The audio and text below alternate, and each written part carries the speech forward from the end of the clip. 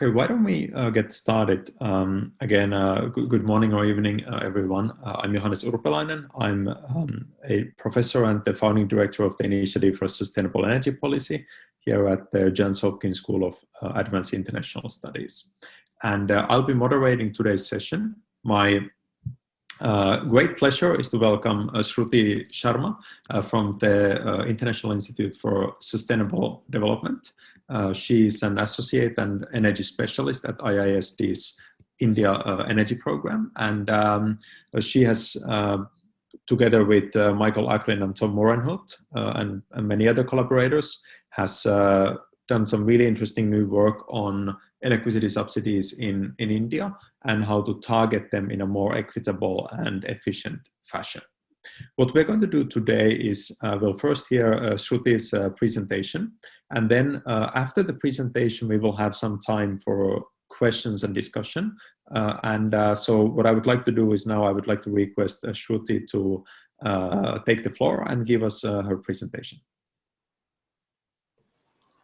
Thanks, Johannes. Okay, I'm just going to quickly do a screen share and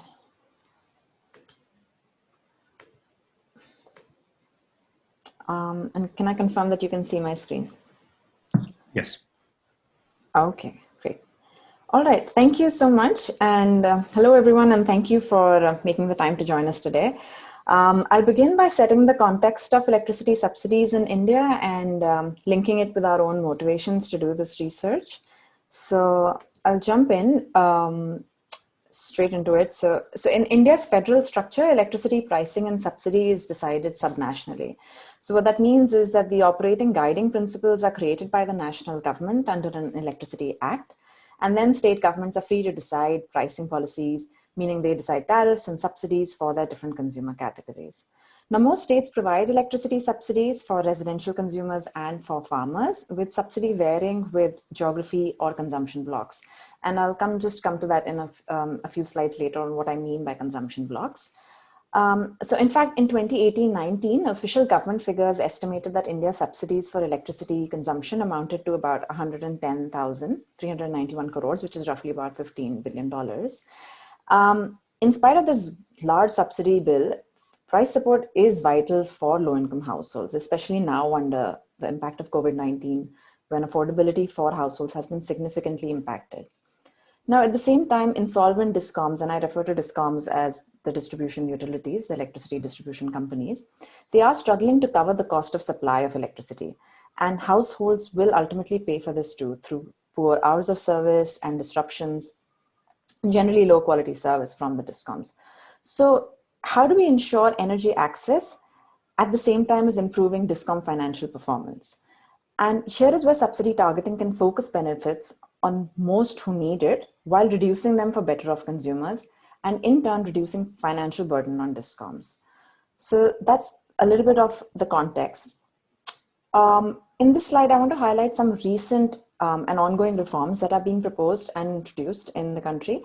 This will sort of help you make sense if the government is actually interested at all in subsidy targeting. So the short answer is yes, and the long answer is this, that the Ministry of Power has recently proposed a new draft electricity bill that promotes consumer centricity and power sector sustainability, by promoting more cost-reflective tariffs and encouraging discoms to sort of set tariffs as per the cost of electricity supply.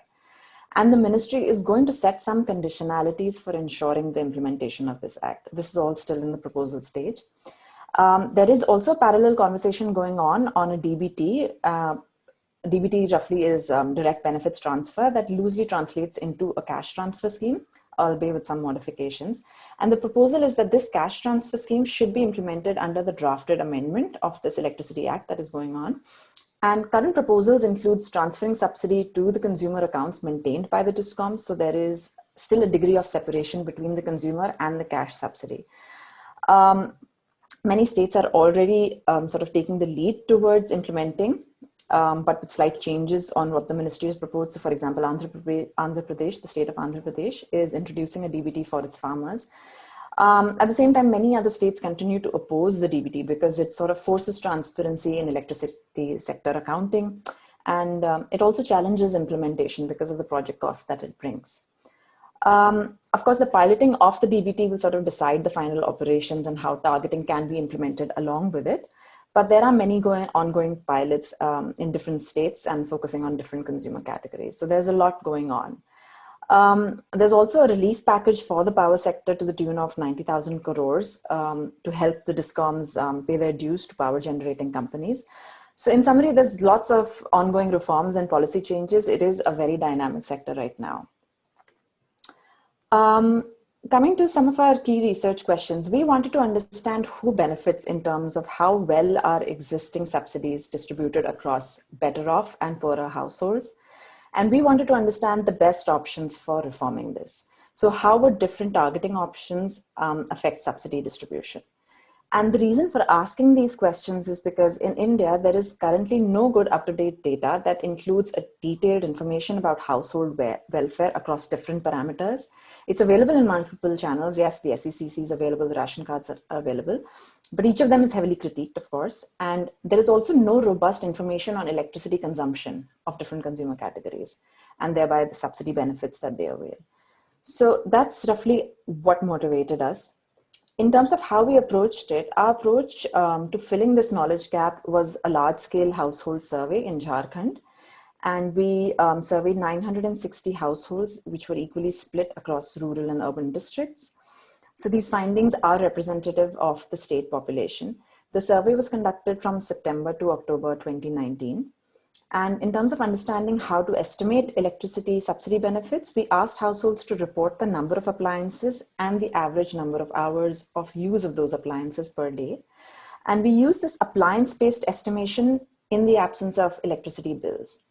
But we have a strong quality control. We checked the difference between the appliance-based estimation method and against the actual bills collected for roughly about 57% of our sample. And we found the difference did not impact subsidy calculations, and that's why we went ahead with the appliance-based estimation. Now, we use 3 different ways to assess poverty of households. There is no one agreed way to identify better off and poorer households, and so our study employed 3 different approaches to quantify the relative wealth levels. Now I want to quickly sort of just note here that Jharkhand has very high levels of poverty. And so most people in the top 40%, when I talk about the findings, so most people in the top 40% are not rich, but they are definitely better off than the poorest households. And we used sort of 3 different approaches. We used, of course, the first is the ration cards, which is the existing government database. And in our survey, 81% of the households possessed a poverty ration card. So this could be a BPL card, it could be an AAY card, it could be a priority household. There are quite a few different categories, and the report sort of explains the different definitions of these. But the problem with ration cards is there are both high inclusion and exclusion errors. We then decided to create a wealth index, and which is a comparison of households using non-electric assets and socioeconomic status. And we broke this down into 5 quintiles from worst off to the best off. The reason to use this was, and a compelling reason was to consider the wealth index over the ration card was that households with some kind of poverty, ration card still made up the majority of even the wealthiest quintile. So showing that there was some really high errors with just singularly usage of ration cards as a targeting method. Then we also checked our results against the monthly household expenditure, which is a standard metric used by governments. It's a common proxy for wealth levels, but our reservation with this method is that it's typically respondents underreport their expenditure to categorize themselves as poor. But we followed the same method. Based on the self-reported expenditure, monthly expenditure of households, we organized them into 5 equal size categories, the quintiles, again, from better off to the worst. And based on the poverty rate of the state and the monthly expenditure data that we found in the survey, the lowest 2 quintiles in our findings capture the majority of the population that is defined as poor by the state definitions. So having said all this, what did we see? The findings that I present to you over here right now on this slide, they are based on the wealth index that I described. So the results are more pronounced as compared to other approaches like ration card and expenditure because of the sensitivity of the wealth index in comparison to the expenditure approach. So the wealth index, just a quick reminder, takes a broader review of what makes households better off or worse, accounting for non-electric assets and the socioeconomic status. So what we found was that among rural households, the richest 2 quintiles received 61% of the subsidy benefits, and the poorest 2 quintiles received 25%. So a large share of the subsidy benefits is being captured by the rich. In fact, the richest rural quintile alone received 46% of the total subsidy benefits. In terms of average subsidy, again, the richest quintile is receiving rupees 374 per month, while the poorest is only receiving 106.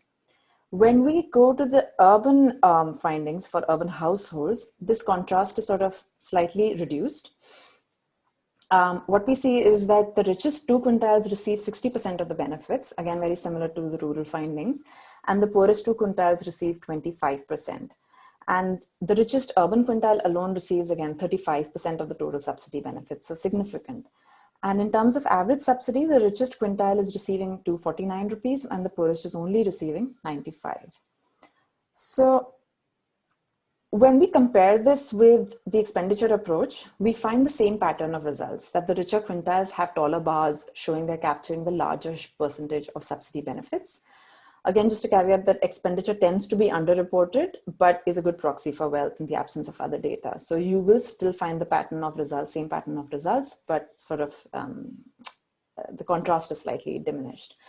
So rural, what we found with the expenditure approach was that rural households in the 2 richest quintiles receive 65% of the benefits, similar to the wealth index, and the poorest 2 receive 24%.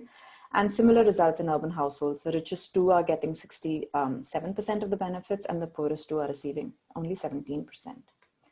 So what can we do to change this subsidy distribution?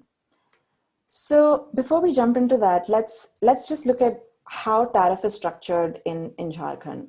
And this is very similar to how other state governments also set up their tariff structures. So the public discom in Jharkhand, which is JBVNL, follows this increasing block tariff, IBT, to determine electricity tariffs for metered urban households. This means that units of electricity consumption are grouped into blocks, and that's what I meant earlier when I said consumption blocks, and price keeps increasing with each successive block of electricity consumed. So what you see here is the biggest subsidy is in 2019, and this tariff has just been revised and continues on for 2021. So these findings are really relevant right now as well. The biggest subsidy we see is 4 rupees per unit for households under the Kutir Jyoti scheme, which is the lifeline category of consumers, and under which electricity connections are provided to poor rural households. But all households receive a subsidy. So even urban households that consume over 800 units are receiving a subsidy of 1 rupee per unit. But then why give subsidy to well-off high consumption households when 89% of the households in Jharkhand consume less than 200 units per month? So why is this subsidy being given to everyone when clearly they don't need it? So what we did was let's look at a little bit of electricity consumption from our survey data. So at the time of the data collection in October 2019, average monthly electricity consumption for households with billing data was 90 units. And 40% of those households were consuming actually less than 30 units per month. The majority of surveyed households, 63% of them were consuming less than 100 units per month. And with a very small amount, only 11% households actually consuming more than 200 units. While if you remember, the current tariff structure is giving subsidy to even greater than 800 units. So because this data was now, just small caveat, because this data was sort of gathered in autumn, which when this electricity consumption slightly may be muted as compared to the summer months where cooling appliances may be running for longer hours. So coming back to the tariff structure and sort of looking at it with this consumption information, how should this sort of reflect in the subsidy slabs based on the average consumption that we found? So what we propose is slight changes in the tariff structure. So we said that let's not make any change in the subsidy for the lifeline category. They are poor rural households, they definitely need the subsidy.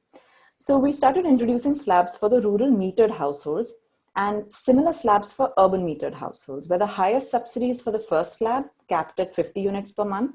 And then we progressively keep reducing subsidies for higher consumption levels and taking it up to 300 units and stopping there.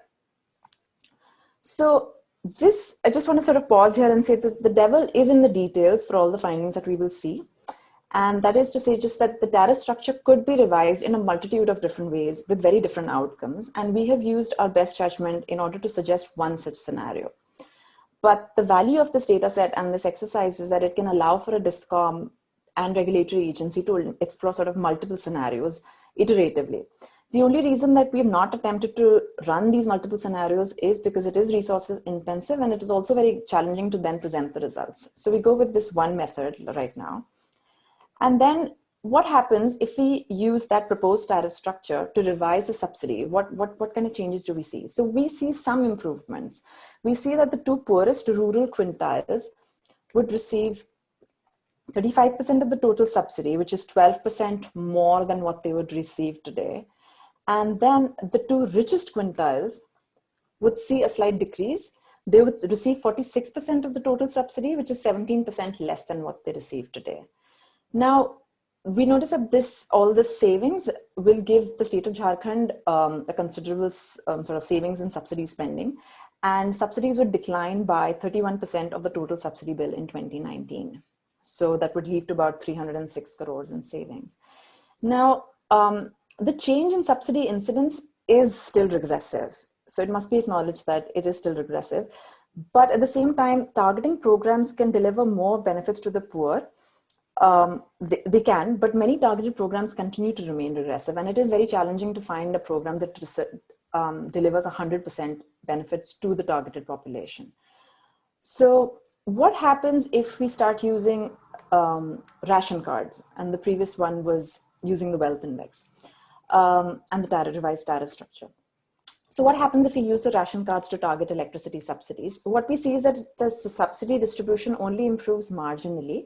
So under this scenario, subsidy increases for every rural quintile except for the richest. So the two poorest quintiles will start receiving 28% of the total subsidy, which is only 4% more than what their current situation is. While the two richest quintiles will start receiving 56% of the subsidy, which is a decrease of 7% from the current scenario. But the problem with ration cards, like I said before, is also that we observe that many poor rural households currently do not own a poverty ration card. So there will have to be some provisions made that will to include back such households into the system. So what does this mean in terms of what we recommend for the state government to do? So this is a quick summary of the findings that we found that a large share of the subsidy benefits is not reaching poor households. And we tested different targeting approaches to increase the share of subsidy received by poor households. So in some, we found for both rural and urban households, the richest two quintiles are capturing between 61 to 60% of the benefits, and the two poorest quintiles are getting 25% of the total subsidy benefits. So what we propose in the short term is that state governments should act very cautiously owing to the impacts of COVID-19 and how it has impacted the affordability for poor households severely. But even in this current sort of scenario, Jharkhand government and the state agencies can maintain the subsidy for the poorest households by removing the subsidy for very high consumption households. So in our scenario that we tested, we removed the subsidy for households consuming more than 300 units. But of course, they can be more aggressive given that most of the average consumption is hovering around 90 units. They can definitely be more aggressive than that. And also at the same time, in the short term, they should identify the best initial cutoff for subsidy after understanding consumption and seasonal variation.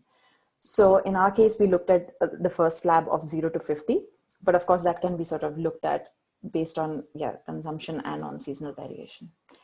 And in the long term, as the economy starts recovering, we propose all the different revisions to the tariff structures that I showed you about increasing those different slabs and introducing them. And also applying a targeting filter using the ration cards, because even though it gave us very marginal improvements, it still gave us some improvements. So targeting households that own a poverty ration card, so households that own the below poverty line, the AAY, and also the priority household card. And finally, a closer coordination between the electricity utility, the DISCOM, and other state government agencies that sort of monitor households and track poverty.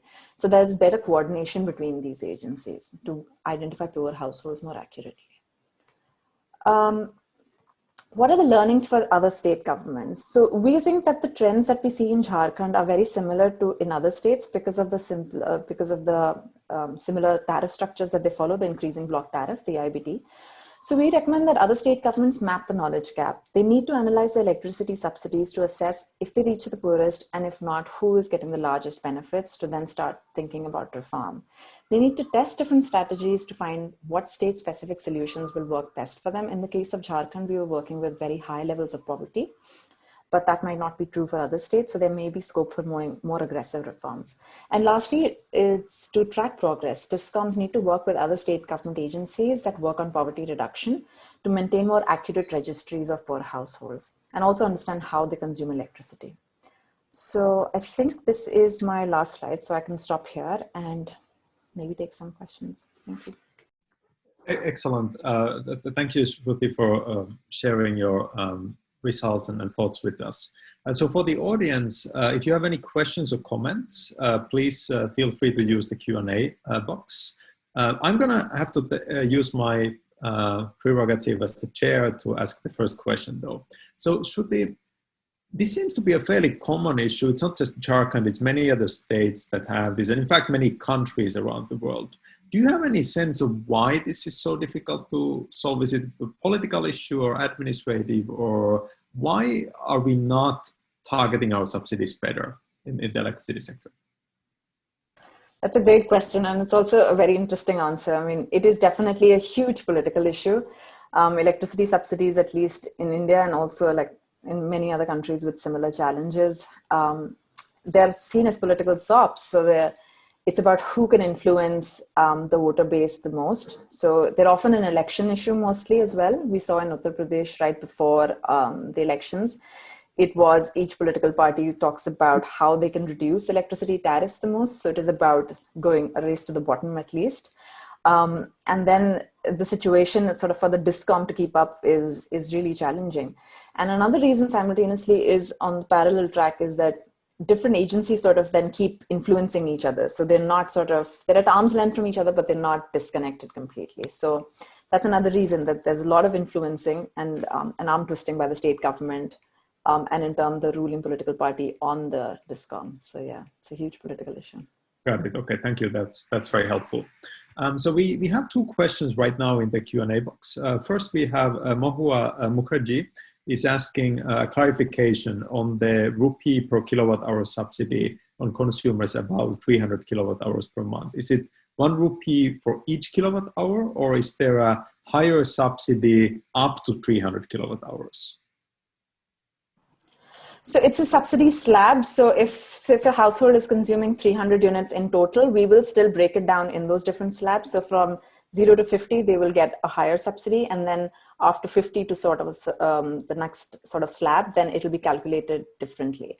So it's not 300 units altogether that will get 300 rupees subsidy. It will be still broken down slab wise. Yeah. Got it. Okay, so the 1 rupee is really the marginal subsidy that you will get for every extra kilowatt hour after 300. Okay, perfect. Thank you for clarifying that. And here's another question. Very interesting question from Rahul Tongia. So what is a fair value of kilowatt hour as a lifeline? Any thoughts on this one? Yeah, this one is a very interesting question, and it seems to be inviting a lot of sort of a conversation going about what's a fair one. There is no real answer that I have to for that. Like, we tested the scenario of 50 units based on the context of Jharkhand, where we saw average consumption of 90 units. Of course, at a particular time in that year when it's cooling appliances, like I said, were not really used a lot in that particular time. But of course, yeah, it depends on the average consumption. It depends on seasonality. So there are many factors to take in, and it's something that needs to be checked. So that entitlement needs to be based on what is the current consumption according to seasonality, and then it needs to be constantly revised, because just like expenditure levels for households and poverty definitions have to be revised, the same is the case for this initial cutoff. Yeah. Excellent, thank you. Next I have Nikhil Tyagi is asking about any sense of an aggregate number by government of Jharkhand for the financial year 2019 tariff subsidy. So we've used a particular number from the tariff order from 2019-20. And that is the subsidy number that we have, and we can go to the report. I mean, the link is right here on the screen. You can go to the report, and the full subsidy numbers and the aggregate number is there. Yeah. And let me actually follow up on that. So what is your sense, if we use a kind of a subsidy aggregate number from a state government, how confident would you be in those numbers? Is there some risk that there's something missing because of metering issues and all that? Is there a risk that maybe even some manipulation of data? What is your experience with this? So first of all, it's not transparent. It's not easy to find that aggregate number. You have to depend on multiple sources, and even those different multiple sources will not talk the same numbers.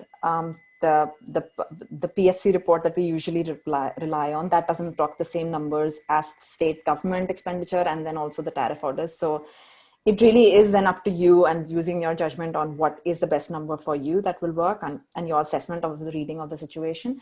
But then apart from just the transparency issue, you are right, there is a lot of,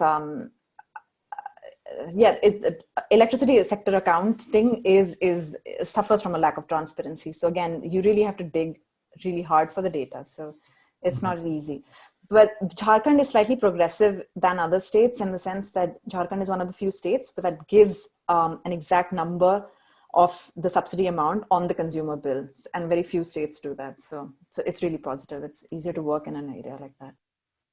That's great. And I think this goes back to some extent to your earlier point about the sort of politics surrounding the subsidies, that sort of there doesn't seem to be too much interest or pressure on some of these officials to create a more transparent system, because transparency invites commentary. And then if the subsidy is allocated in a way that many people would find problematic, that might not be in anyone's interest. So it's a bit of a trap, right? For difficult to solve. So I have two more questions. Next, I have Daljit Singh is asking, because richer households consume more, for any particular subsidy based on rupees per kilowatt hour, wouldn't the rich always get a greater percentage of the subsidy? Is that correct, or is there a way to do it differently? So, that's a good question. And it is correct that under the current tariff structure, richer households will get more subsidy because they do end up consuming more. So, and that is why we see the results like that richer and well-off households are getting a larger share of the subsidy benefits because they can consume more. And one way to correct that is to understand average consumptions and then make sure that you do it right. But I don't think, given this context of how electricity subsidies are politically motivated and they are such a political issue, that it's easy to get that and fix that problem in one step. There will be too much backlash on. There will be so many households missing out the subsidies, so it will not be possible to push through a reform like that. Mm-hmm. So rather than losing out a window of opportunity, I would sort of recommend give it in a phased way. And also, given under the current crisis and how it's impacted affordability of households, it's better to sort of, keeping the optics in mind, sort of do it in a phased manner. Yeah, I was just thinking when you were answering, even from a practical perspective, probably the best we can do would be something like a very small additional share goes to the wealthy households. Because if you really wanted to give the more consuming households, if you wanted to actually give them less, you would have to sort of like retroactively punish them for the increase. And that would probably be, first of all, very, very unpopular. Like, imagine if all of a sudden you get extra penalties for your previous consumption based on your new consumption, people would go crazy. And then probably also very difficult to imagine. So I think Daljit's point is right, that the best we can do is something where the subsidy sort of very quickly peters out as you get to like air conditioning level consumption or something. So it's a really, really interesting question. Another question from Mohua Mukherjee. So this is a question about elasticity of demand among the poorest. Do you think the poorest quintiles will increase their consumption if the subsidy is better targeted? Any idea whether they have appliances that could be used more intensively, or is it just light bulbs? So that's a great question. And something that we observed in the data was that most of the consumption was driven by lighting and by lights and fans among the poorest households. And we saw very few appliances, high consumption energy appliances. So like I'm talking air conditioners, mixer grinders, and hot water kettles and things like that. And we saw very few of that. What we saw, something very interesting, was we saw inverters, a lot of inverters, and they added to a lot of power consumption. But again, then they were with the better off households. I think this is going to change as we poorer households start consuming more electricity and sort of affordability sort of comes back. We should see a change in that. But as of this moment, when we collected the survey data, we didn't see a lot of high energy appliances. Yeah, that's really interesting, and it is an interesting sort of question in terms of sort of encouraging electricity consumption. Kind of like from an economist perspective, is there some kind of a market failure, information failure, financial failure where people are not using electricity that would be helpful? I think it's a fascinating question in general to think about this. Like, should we be promoting? And of course, ideally, we would be promoting the use of electricity services and not kilowatt hours, right? So we would provide people with super efficient appliances and all that. Actually, another follow-up from Mohua. So here's a question on the direct benefit transfer. So this is an ex-ante fixed amount you get to spend on electricity, whereas the current method, of course, is exposed. So how do you think things would change if we moved into a kind of flat direct transfer ex-ante? How would that change some of these patterns? If we move into sort of a flat figure, I mean, my feeling is that it's getting locked into another system where you're forced to sort of pay that subsidy. So where right now you are locked into at least a yearly cycle where your subsidy is sort of fixed, and sometimes that doesn't even change for two to 3 years. Even with this sort of flat subsidy rate there's no variation and there is no pricing sort of rule to it or a formula to it. Again, you might be locking yourself into another system, which you might get trapped into. At least that's my feeling about it. I don't know if you feel differently. I think it's an interesting question, because of course, if you move to a flat system, you remove the marginal incentive to consume from that subsidy, right? You get the money even if you consume nothing. And so then the elasticity becomes very important. To what extent is people's consumption sensitive to the price? And I think the answer is a bit unclear, right? For the sort of middle class and wealthier households, electricity price might not be a big enough thing that it would have a big impact on running your air conditioner. On the other hand, it might be a big enough thing when you decide, do you want an energy efficient and slightly more expensive thing or a less expensive? And the very poor people, if you only use lights, the cost that you pay for not using that LEDs in terms of lost value is very high. So I don't know what the elasticity is. But it's a really interesting and important issue, is how would that change behavior in this case? And just to add one more thing on that, this goes back actually to also the question about the use of appliances. So if the goal is to kind of somehow encourage electricity use, then you would not want to have a flat. If the goal is to transfer money to the poor people and let them choose whatever they want with the money, then the flat system is in many ways better. Cash transfer versus subsidy, and age-old debate in economics and all that. Great. So I don't see other questions. Oh, okay, here we go. Okay, so Moho has one more comment. So let's keep going. We do have time. Shruti, you are very efficient with answering this question. So I love that. That's credit to you for that. So just a follow up here. So Moho is pointing on direct benefit transfer. I was looking at financial viability of discount finances as the tariff would be raised, the cost of service and no longer subsidized. So I guess it's taking a different stance. Like if you take the subsidy away from not providing subsidy to discounts for this. Any thoughts on this one? I'm not sure I fully get the question. I mean, so if you looking at the financial viability of discount finances as the tariff would be raised to cost of service and no longer subsidized. So this one will require, it's not going to be a complete solution for discount finances, at least in my opinion, because I think the pressure of DBT is to sort of improve the transparency and the accounting of discount finances. because the number of consumers and the subsidy given between different consumer categories is not very transparent at all. It is very hard to find how much goes to households, residential consumers, and how much goes to farmers, and how much is the level of cross-subsidy that is from commercial and industrial consumers that is going and feeding into cross-subsidizing the residential consumers and the farmers. So I'm not sure like how much it can do alone, but along with a lot of other reforms that are running in parallel, yes, then it can significantly sort of help with the discount finances. At least that is the hope. So like with this huge smart metering reform that we're seeing, and also a lot of other targets that are set on improving billing efficiency and sort of revenue collection and things like that. So I think together it's going to make a lot of difference significantly on the discount finances, but I think in isolation, and I don't think you're going to see much change. Yeah, that's a really interesting point. So I was just thinking, if you think about the sort of flat model, the good thing for the discount, of course, is that now you have some certainty. You don't need to wait for the government to provide you with the payments and all that.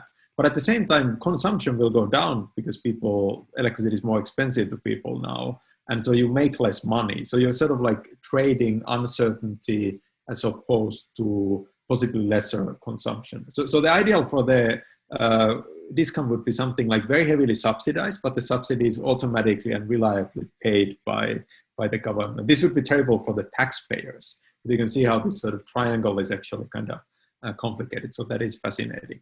We have more discussions. And so next I have again, Nikhil Tyagi is asking about metering and unmetered consumers. So could you give us a sense of how many people in Jharkhand have a meter today and how well those are working and all that?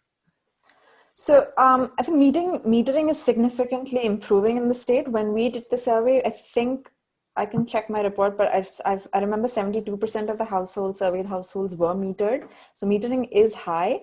What is not high is receiving the bill in a timely fashion. So even if you have a meter, it might not be a smart meter, so you may not receive your bill on time. And that's what the trouble we faced, that we saw a large percentage of the surveyed households did not have a bill. And that is why we had to rely on asking how many appliances do you have, how many hours do you use each appliance, and then sort of back calculating how much is their energy consumption. So that is this is the status of metering, but and that's why you see for unmetered households, which is a smaller percentage, and that is decreasing annually because the metering program is sort of picking up pace, is that there is a flat sort of consumption tariff for that, because you obviously cannot estimate how much they're consuming. Yes, there is a difference between metered and unmetered and sort of the subsidy levels for it. And the government, the approach is to sort of give less subsidy and higher tariffs on unmetered households as an incentive that they meter themselves.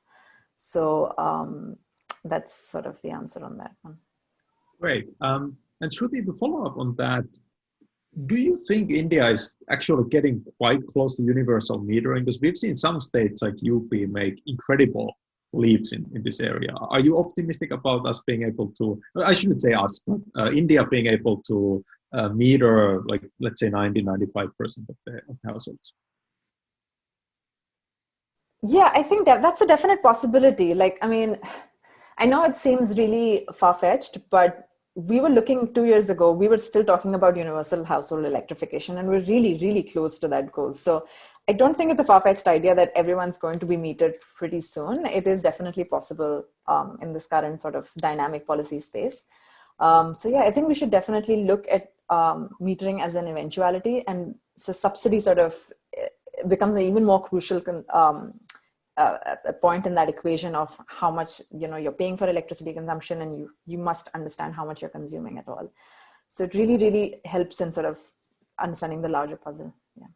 Excellent. Yeah, it's a really interesting change, because I do remember just 5 years ago, these meters were almost non-existent in the rural areas, and everybody was paying these fixed tariffs, 300 rupees a month or something like that. So next I have Abhinav Sharma is asking, many consumers come to discount offices for the part payment request for their bills. What could be the scenario when they get the non-subsidized bills? What is your take on the paying capacity? Yes, so again, this is part of the reason why we're sort of a little concerned about in the current scenario, especially when affordability for poor households has been significantly hit. So it's about identifying your poor households more accurately, and it's about protecting their consumption and making sure that they can still afford the electricity. So, but even in spite of that, you still need to understand how much they're consuming, even if they're poor. So metering is definitely on it. But in terms of affordability, that is a problem that we saw in this pandemic, when discoms were asking people to pay their bills in timely, and a lot of consumers could not afford to pay their bills. That is a situation that we will see continuously. But if the discom has a better sense or a better registry of who the poor households are, then it's easier to have that conversation of, or negotiation of, if they should be further sort of discounted, or if their further rebates should be given under any kind of scenario, unforeseen circumstance that we see or we're living in today. But unless we know who the poor households are, how do we sort of start discounting everyone? So the first question is just identifying who your poor households are. I guess you could also follow that there are some other benefits of metering. One of the issues many of the households face is that they get bills that are very surprising to them, right? So you don't get your bill for 6, 8, 9 months, and then all of a sudden somebody comes in and says 10,000 rupees, please. And you don't know what to do. Whereas if you had good metering data and reliable records, you can then sort of figure out like, okay, this was clearly a mistake, and you can easily resolve it. So that would reduce, because the payment problems can come from just difficult problems like COVID-19 outside, but they can also come from inside the system with incorrect calculation, delays in the payments, interest accrued, things like this can also make your life complicated. No, absolutely, yeah. Great. Okay, so are there any other questions or comments from the audience?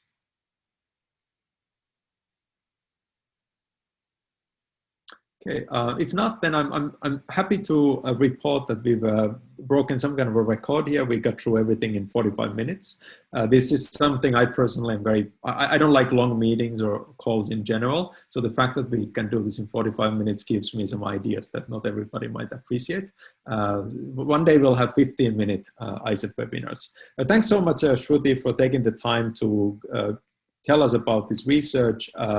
I'm of course a little partial because I'm kind of part of this research, but it's really exciting to be working with IISD on this. And of course, glad to see that people found this interesting and they're engaging on a Friday night. I know it's a kind of a different time, yeah. It is what it is, but it shows some real commitment to getting Indian power sector back on track. So thanks, Shruti, thanks audience, and please do check out our website at size-isep.org. You can follow our events, our new research there. Thank you, and have a good weekend. Bye-bye. Thank you. Bye-bye.